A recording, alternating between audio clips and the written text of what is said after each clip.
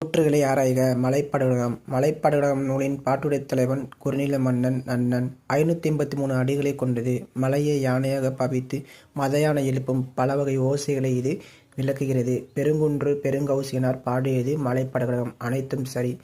சதாவதானம் என்றால் என்ன? ஒரே நேரத்தில் நிகழ்த்தப்படும் 100 செயல்களையும் நினைவில் கொண்டு ஒருவர் விடையளித்தல். சதாவதானம் என்றால் என்ன? ஒரே நேரத்தில் நிகழ்த்தப்படும் 100 செயல்களையும் நினைவில் கொண்டு ஒருவர் விடையளித்தல். பொருந்தாத இணையை சுட்டுக. எதுனா ராமாயணத்துக்கு கம்பன் இட்ட பெயர் கம்பராமாயணம் பொருந்தாது. ராமாயணத்திற்கு கம்பன் இட்ட பெயர் கம்பராமாயணம் கிடையாது, ராம அவதாரம்.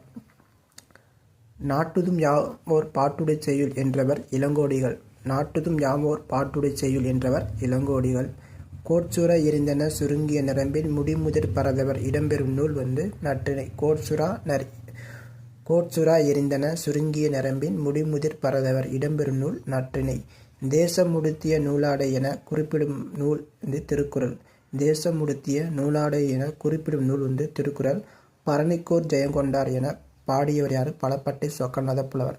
பரணிக்கோர் ஜெயங்கொண்டார் என பாடியவர் பலப்பட்டை சொக்கநாத புலவர்.